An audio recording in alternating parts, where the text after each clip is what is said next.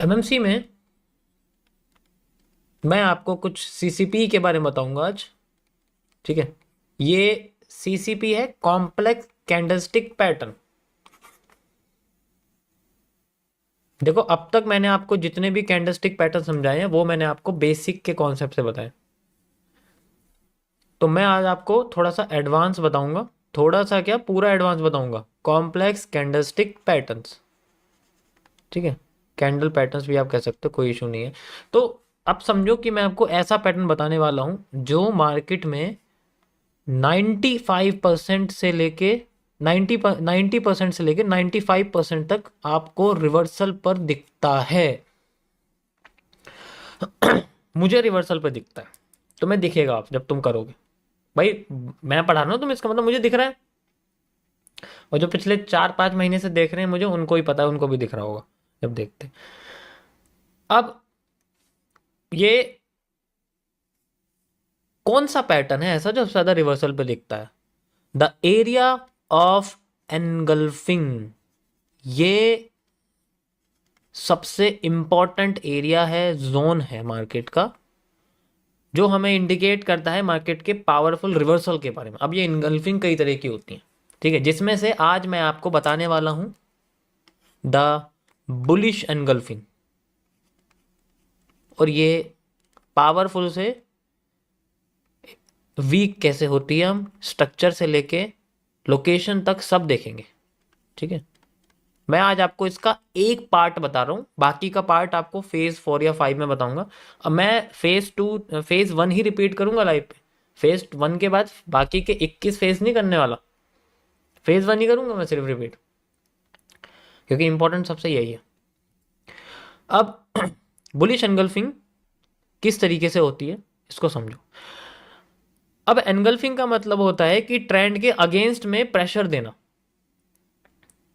ठीक है, ट्रेंड के अगेंस्ट में प्रेशर देना, जैसे एक हैमर बनेगा और हैमर के अगेंस्ट में एक प्रेशर आ जाना डिफरेंट कलर की कैंडल का, this is called a engulfing.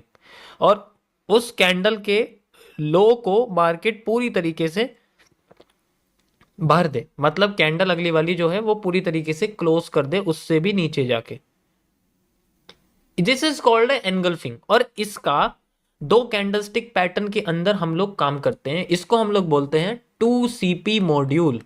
2CP module. अब ये अगर मैं इसको थोड़ा सा एक्सपेंड कर दूं, ठीक है, इसको मैं थोड़ा सा एक्सपेंड कर दूंगा तो फिर आपको क्या दिखेगा? फिर आपको दिखेगा एक ऐसा पैटर्न जो मार्केट में ऐसे बनता है, ऐसे बनता है, ऐसे बनता है और ऐसे हो जाता है। ये एम ही तो है, बस ये दिखाई नहीं देता। ये एम है। अगर मैं इसको खोल दूंगा ना, भाई मार्केट अपने आप को ऊपर ही तो लेके आ रही है। यहां से अगर तुम देखोगे तो अब मार्केट अपने आप को ऊपर लेके गई है और ऊपर लेके गई, तो यहां ऐसा कुछ बना है जो एम के जैसा है। और ये इसका नीचे का हिस्सा ही इस हैमर के या किसी भी ग्रीन कैंडल के नीचे से नीचे के हिस्से को फिलअप करने के बराबर होता है। अगर मैं इसको आपको खोल दूं तो एम ही है। अब ये अलग तरीके के होते हैं। ये थोड़ी मैंने आपको बेरिश एनगल्फिंग दिखाई है, इस कंडीशन में आपको मैंने बेरिश एनगल्फिंग दिखाई है, ये बुलिश एनगल्फिंग नहीं है। ठीक है, ये बेरिश एनगल्फिंग है। इसी तरीके से इसका अगर हम उल्टा कर देंगे, क्योंकि अगर आप बेरिश एनगल्फिंग समझ लोगे ना, बुलिश ऑटोमेटिकली आ जाएगी। अभी मैंने क्या बताया, अगर हैमर अपने आप को फेल कर दे, फेल करने का मतलब है अगर उसके अगेंस्ट में एक बेरिश कैंडल आ जाए, जैसे रेड कलर कैंडल आ जाए, तो इसका मतलब क्या है? इसको मार्केट ने एनगल्फ कर दिया। अब ये अपने आप को प्रेशर को, ऊपर की साइड के प्रेशर को खत्म कर चुकी है। This is called a engulfing. और इस केस में हम इसको बोलते हैं बियरिश एनगल्फिंग। इसी को उल्टा कर दो, तो इन्वर्टेड हैमर को अगर हम एक ग्रीन कलर की कैंडल से या फिर एक शूटिंग स्टार को ग्रीन कलर की कैंडल से एनगल्फ कर देंगे, तो उस केस में हमें दिखता है बुलिश एनगल्फिंग। शूटिंग स्टार क्या करता है? मार्केट को गिराने का काम करता है ना।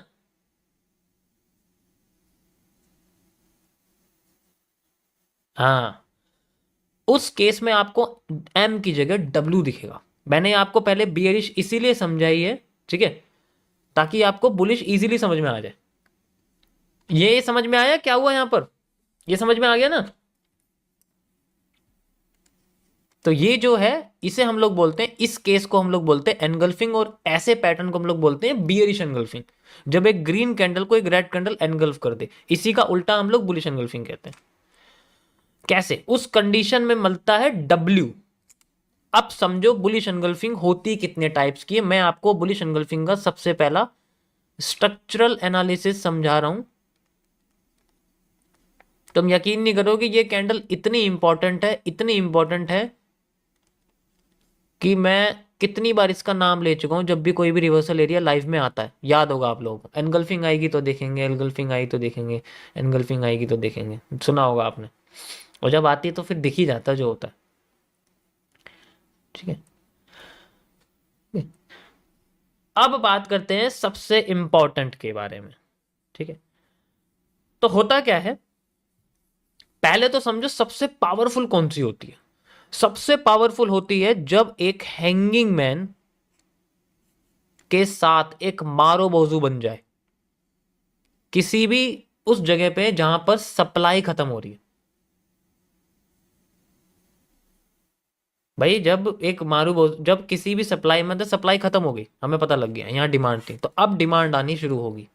ये one of the most powerful bullish engulfing का पैटर्न है। अगर एक हैंगिंग मैन के साथ एक मारूबोजू बन जाती है तो ये दुनिया का सबसे खतरनाक बुलिश एनगल्फिंग का पैटर्न है। इससे ज्यादा पावरफुल पैटर्न है ही नहीं, एग्जिस्ट ही नहीं करता। इससे ज्यादा कुछ भी बुलिश एनगल्फिंग का पैटर्न एग्जिस्ट नहीं करता। This is only one of the most powerful bullish engulfing pattern.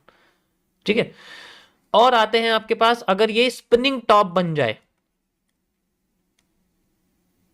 ठीक है, अगर ये स्पिनिंग टॉप बन जाए, इस कंडीशन में भी अगर ये रेड कलर का स्पिनिंग टॉप बन जाता है और उसमें भी मार्केट अपने आप को ऊपर की साइड फिलअप कर देती है और ये रेड कलर का स्पिनिंग टॉप है, ये भी एक बुलिश एनगल्फिंग है।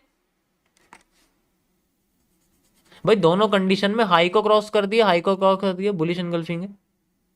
लेकिन ये ज्यादा काम करने वाली नहीं है। लेकिन ऐसी बुलिश एनगल्फिंग जो स्पिनिंग टॉप से क्रिएट होती है उसकी डुअल डायरेक्शनल होती है, लेकिन वो रिवर्स करके फिर नीचे आ ही जाती है। इसका दूसरा हिस्सा फिलअप जरूर कर देती है, वॉल्यूम फिलअप में मैंने समझाया आपको। तो इसके रिवर्स होने वाले, ये मार्केट रिवर्स होने वाली डिमांड देने पर ये पक्का होता है, ये तय रहता है कि भाई रिवर्स तो करेगी। अब चाहे पूरी डिमांड लेके करे पिछले वाले मूव की या आधी डिमांड लेके करे, लेकिन नीचे तो इस कंडीशन में ऐसा नहीं होता, इस कंडीशन में ऐसा नहीं होता हर बार। ये कंटिन्यूएशन के बताते हैं। अब मैं आपको ये दोनों पैटर्न पहले दिखाता हूँ चार्ट पे कैसे दिखेंगे आपको, बहुत पावरफुल होते हैं। ठीक है, you can see like this. ये देखो यहाँ आपके सामने लाइव ही बना हुआ है, ये देख सकते हो आप, ये दिख रहा है, ये देखो। अब मेरे से किसी ने बोला ना हैंगिंग मैन मार्केट को गिराता है, बाबू कौन सी दुनिया में हो आप। ये देखो, दिखाई दिया।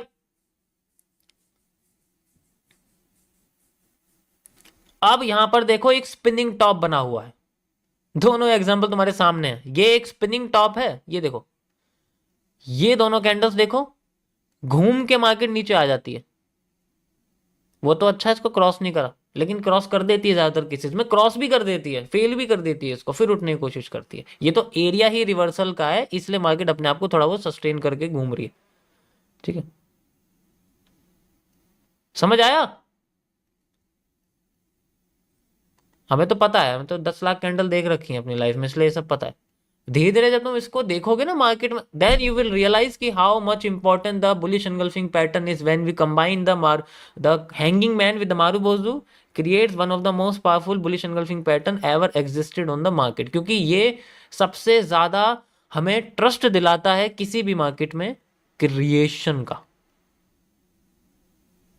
आई मार्केट नीचे है, दिखने की भी नहीं है। स्पिनिंग टॉप का चक्कर थोड़ा अलग होता है, दोबारा देखो, यहां तो बनी नहीं है।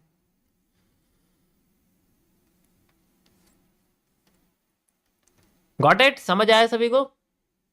So this is the bullish engulfing pattern which is, अभी मैं आपको बता दूं कि ये स्ट्रक्चर के हिसाब से कैसे होता है। स्ट्रक्चर आपको मैं बता रहा हूं कि सबसे बढ़िया स्ट्रक्चर कैसा होता है और लोकेशन इसकी कहां होती है।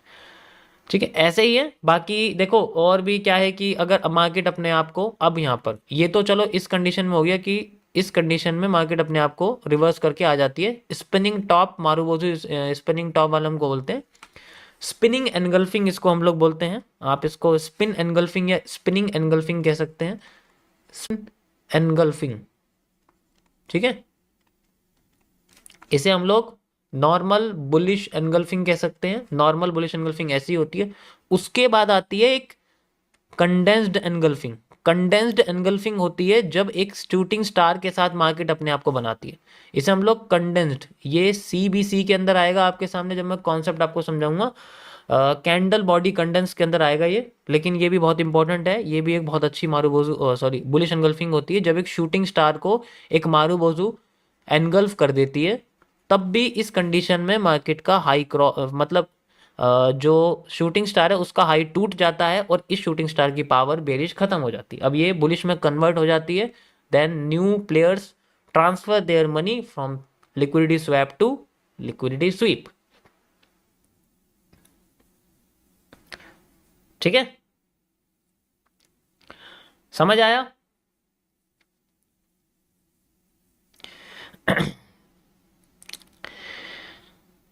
तो ये था गाइस आपका बुलिश एनगल्फिंग का एक बेसिक टॉपिक, जो कि आपके स्ट्रक्चर के हिसाब से मैंने आपको समझाया कि मार्केट में स्ट्रक्चर कैसे दिखते हैं जब हम बुलिश एनगल्फिंग को देखते हैं। अब बात करते हैं इसके लोकेशन के बारे में। देखो इन सबकी लोकेशन ऑब्वियस सी बात है, मैं हर बार यही बोलूंगा, किसी भी ट्रेंड के एंड पर जब कोई जब कोई आपकी जो सप्लाई है वो फिनिश हो रही हो, सप्लाई आपकी फिनिश हो रही हो, खत्म हो रही हो, तब आपको ये दिखेगा।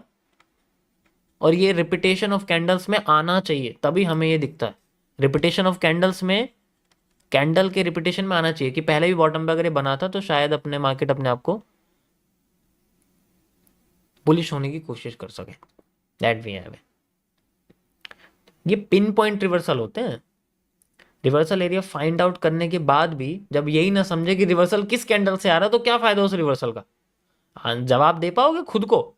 रिवर्सल तो आ गया जी इस लेवल से, किस कैंडल से आया? क्योंकि हम एग्जैक्ट कैंडल वाले बंदे हैं, हम लेवल्स वाले नहीं है कि लगा दी बस मार्केट में लेवल, वहां से मार्केट अपने आप को रिवर्स करके ऊपर जा रही है, ऐसे नहीं होता। एग्जैक्ट कैंडल चाहिए तो चाहिए, उसी कैंडल से यूज होगा, वरना नहीं होने वाला use. When we have no use. Got it? So ये 2CP मॉड्यूल बेसिकली आपको ज्यादातर इन्हीं केसेस में दिखेगा जब मार्केट अपनी सप्लाई खत्म करेगी।